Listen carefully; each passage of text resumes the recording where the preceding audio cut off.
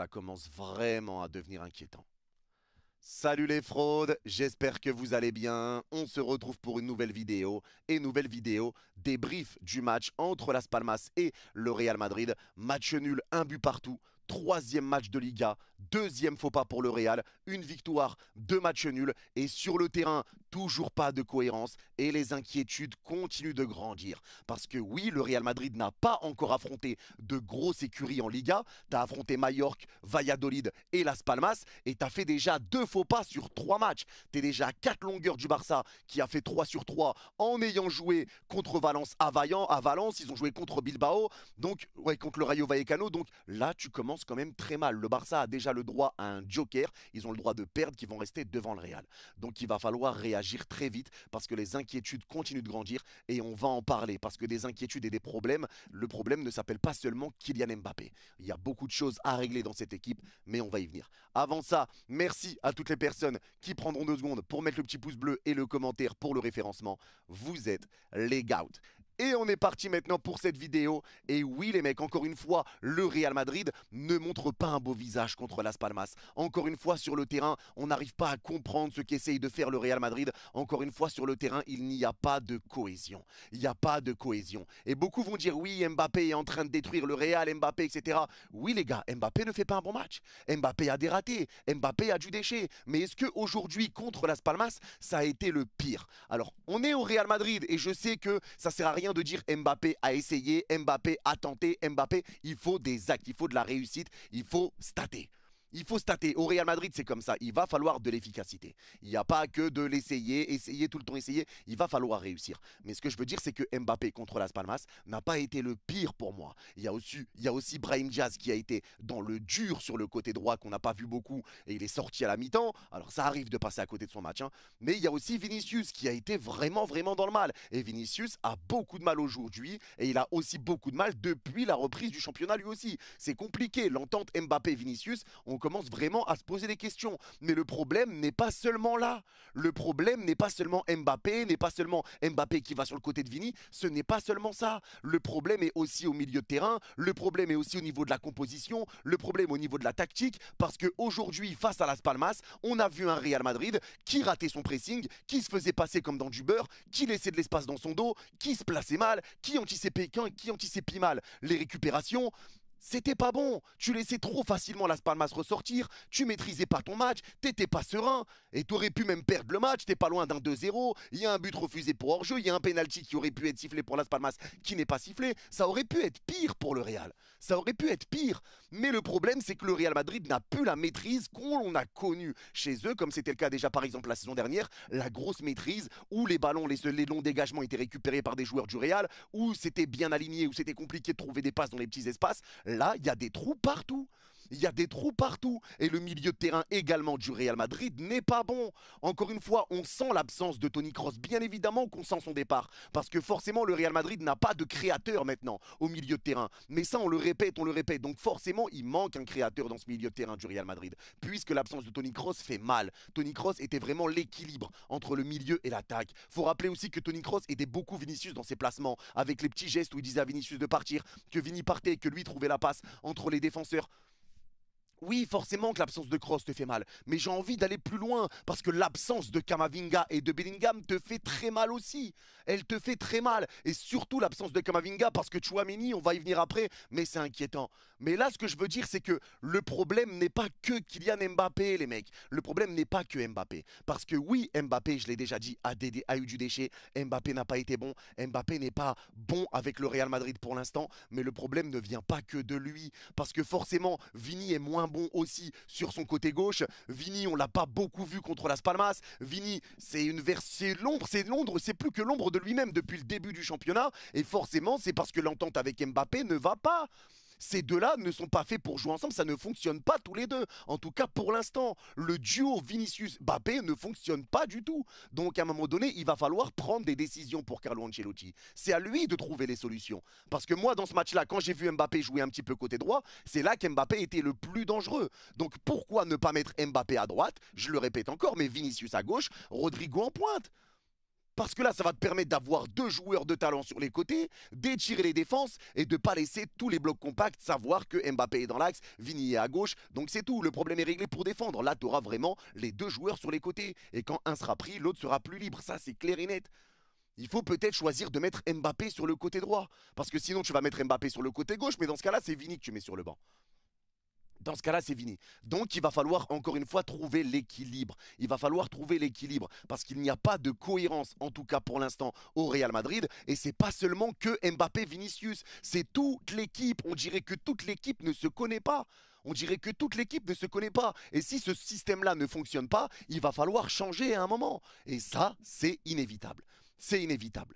Parce que oui les gars, c'est bien, on peut tout le temps dire que Mbappé n'est pas bon, Mbappé n'est pas bon. C'est vrai, Mbappé n'est pas bon, mais ce n'est pas le seul. Ce n'est pas le seul. Mbappé n'est pas le seul problème que rencontre le Real Madrid à l'heure où on parle. Et j'insiste sur ça, Mbappé n'est pas le seul problème. Surtout qu'il joue à un poste qui n'est pas le sien. Mais Mbappé n'est pas bon. Mbappé, ce n'est pas assez ce qu'il montre. Ça, sur ça, on est d'accord. Mais il va falloir trouver l'équilibre avec Vini. Parce que Vini, j'ai l'impression qu'il se bride un peu. J'ai l'impression que Vini a besoin d'un joueur sur qui s'appuyer devant pour pouvoir être performant. Il a besoin de pouvoir s'appuyer sur Mbappé, de pouvoir s'appuyer sur un attaquant pour pouvoir combiner, d'être un peu tranquille sur son côté gauche. Là, j'ai l'impression que Vini recule. Il attend peut-être qu'Mbappé vienne sur son côté. On ne sait pas réellement ce que fait Vini. Il rate des passes qu'il ne rate pas d'habitude. Il est en train de faire des appels qui ne servent pas à grand-chose. On ne le voit plus dribbler autant. Des fois, il est beaucoup trop perso. Ça change aussi pour Vinicius parce que Vinicius perd son équilibre lui aussi. Il perd son équilibre dû à la mauvaise entente avec Mbappé.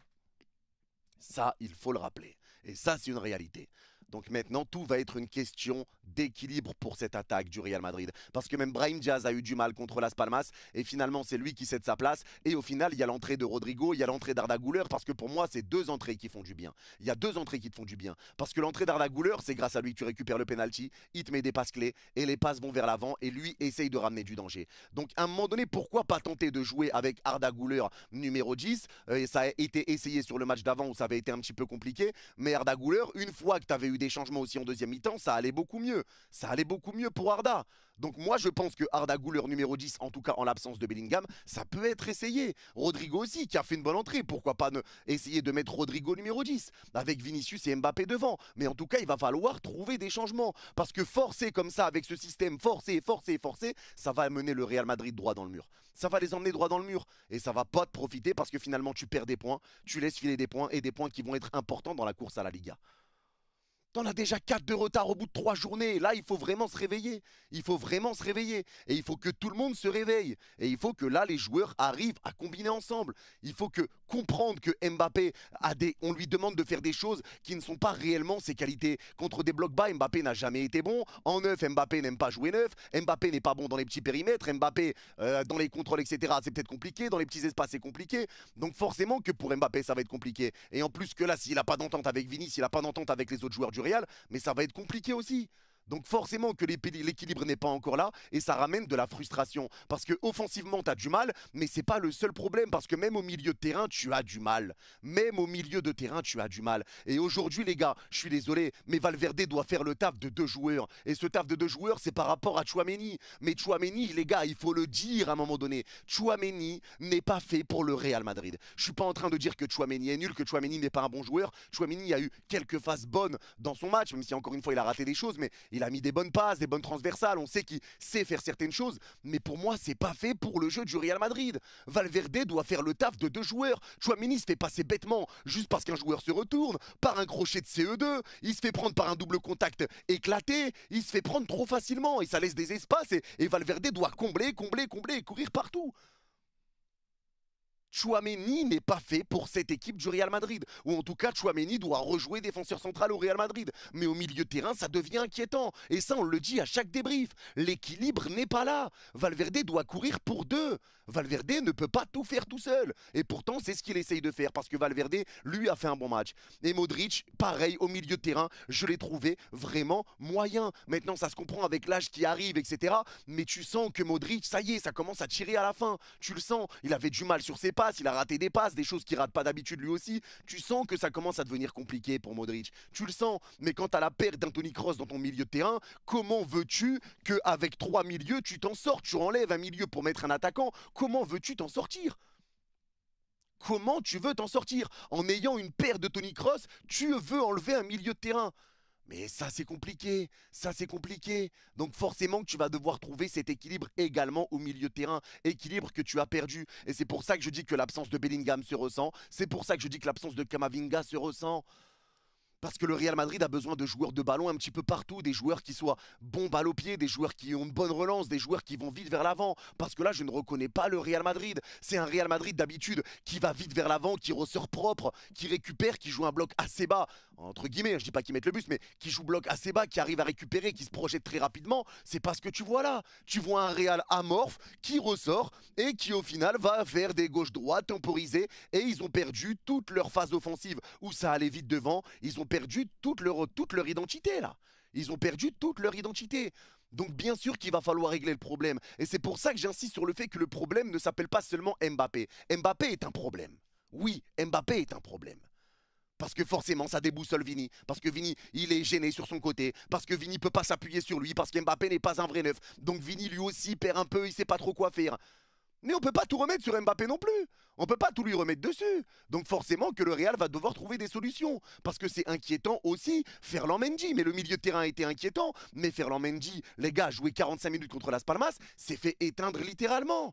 Il s'est fait éteindre littéralement. Militao, Rudiger, il y a du bon par certains matchs, mais ça, il y a des moments où ça devient aussi inquiétant. T'es beaucoup trop loin du porteur. À chaque fois qu'un joueur de Las Palmas a le ballon, et c'était déjà le cas contre Mallorca, c'est le cas aussi contre Valladolid, quand le joueur adverse porte le ballon, t'es très loin de lui, tu es trop loin, et quand tu essayes d'arriver, il y a des espaces entre deux joueurs du Real pour un joueur qui est tout seul de l'autre côté, changement d'aile, et ça joue les gars comme sur FIFA, ça ressort proprement, alors que d'habitude, les équipes ont du mal à ressortir contre le Real. Et ben là, tranquille, on écarte à droite de la surface, et on va vers l'avant, le temps que Tchouaméni arrive au pressing, on remet une passe dans l'axe, et après on change d'aile sur le côté gauche parce que lui là-bas, il est libre, parce que Valverde doit couvrir aussi les manquements.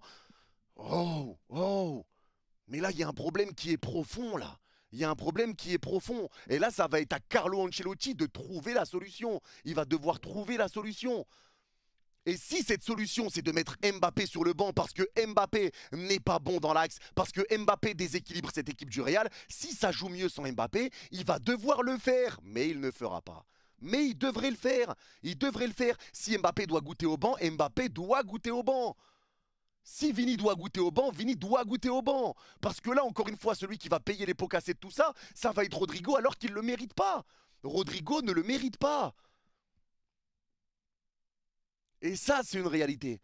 Ça, c'est une réalité. Il va falloir trouver des solutions, mais il va falloir aussi oser faire des changements, oser sortir des joueurs, oser essayer de secouer peut-être Mbappé en le mettant sur le banc ou autre, parce que là, vraiment, ça devient vraiment inquiétant. Mais Mbappé, là, les gars, moi, je trouve qu'il manque vraiment en lucidité. On dirait qu'il y a quelque chose là qui va pas dans sa tête. Il tente des frappes alors qu'il est bloqué par 3 joueurs, des frappes désespérées, il n'est pas dans le bon tempo. Il y a des fois, les joueurs du Real vont devant, lui, il est derrière, et après, il pique une crise parce qu'on lui a pas fait la passe en retrait.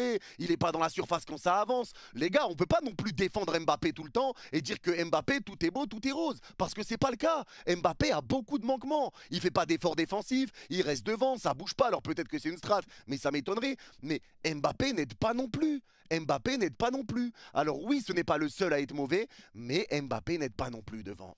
Et c'est pas aidé par son placement. Et c'est pour ça que je dis qu'Mbappé va peut-être devoir jouer côté droit. Il faut l'essayer, Mbappé à droite, Rodrigo devant, Vinicius à gauche. Sinon, va peut-être valoir même essayer. Pourquoi pas voir ce que ça donne sur un match, hein. Dites-moi en commentaire, les gars, d'ailleurs. Est-ce que vous le tenterez ou pas? Mettre Vini sur le banc pour mettre Mbappé à gauche et voir ce que ça donne sans Vini aussi. Et là, je suis pas en train de dire que Vini doit sauter, hein, mais en train de dire juste que j'aimerais bien voir sans Vini ce que ça donnerait avec Mbappé à gauche. J'aimerais juste voir sur un match, voir ce que ça peut donner. Maintenant, je ne sais pas si on le verra, mais pour moi, encore une fois, la chose la plus simple serait de mettre Mbappé à droite. Pour moi, ce serait la chose la plus simple. Parce que contre Las Palmas, on l'a vu que quand il était sur le côté droit, c'est là où il ramenait des occasions un petit peu plus dangereuses. C'est là que c'était un petit peu plus dangereux. Donc maintenant, va falloir régler ce problème. Va falloir régler ce problème au milieu de terrain. Va falloir régler ce problème collectif parce que tu as l'impression que les joueurs ne se connaissent pas. Tu as l'impression que les joueurs ne savent pas où se placer. Tu as l'impression que ces joueurs-là n'ont jamais joué ensemble. Et ça englobe toute l'équipe. Et on peut pas dire, les gars, c'est là où je dis qu'il faut rester mesuré. Parce que Mbappé, c'est son 3e match en Liga. Changement de pays, changement de club, changement de ville. Et voilà, il arrive dans un nouveau club, nouveau collectif, tout ça. Donc forcément, lui aussi doit s'adapter. Il va devoir avoir un temps d'adaptation pour s'adapter à ce système. Le problème, c'est que le Real n'a pas le temps parce que tu as déjà 4 points de retard sur le Barça. Donc maintenant, quelle est la solution? Et là, c'est une épine pour Carlo Ancelotti. Ça va être une épine pour lui. Parce que lui-même me le dit que là, ça va être compliqué, mais que lui doit trouver la solution et qu'il va devoir la trouver, qu'il y a des choses qui vont pas, qu'il y a trop de manquements, que collectivement, il y a des problèmes, forcément. Mais là, le problème est profond. Et c'est là où je veux aller et c'est là où je veux insister. C'est que le problème ne s'appelle pas seulement Kylian Mbappé. Ça, il faut se le mettre dans la tête. Il faut se le mettre dans la tête.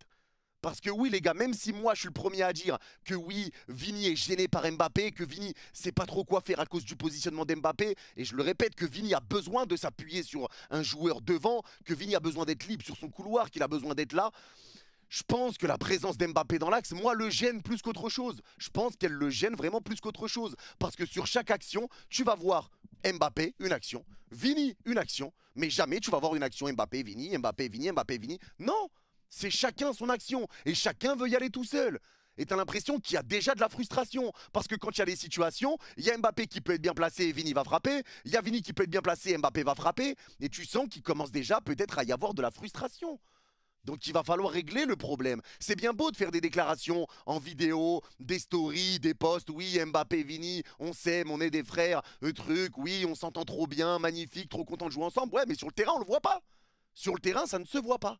Sur le terrain, ça ne se voit pas. Donc Carlo Ancelotti va devoir vite tirer la sonnette d'alarme et vite trouver la solution à ce problème. Parce que là, déjà 4 points de retard, je le répète encore, et il t'a pas encore affronté de gros. Le Real va devoir se réveiller, le Real va devoir trouver des solutions, et ça va devoir jouer beaucoup plus cohérent. Parce que pour l'instant, le problème, c'est qu'il n'y a aucune cohérence. Alors c'est tout pour cette vidéo, n'hésitez pas à me dire en commentaire les gars, est-ce que vous êtes d'accord, pas d'accord avec moi? En tout cas moi c'est l'analyse que j'en fais à l'heure où on parle très clairement de ce Real Madrid. C'est tout pour moi, prenez soin de vous, ceux qui ont vu cette vidéo jusqu'à la fin, n'hésitez pas à mettre Las Palmas en commentaire et je comprendrai que vous l'avez vu jusqu'à la fin. Prenez soin de vous, vous êtes les gars. Bye bye.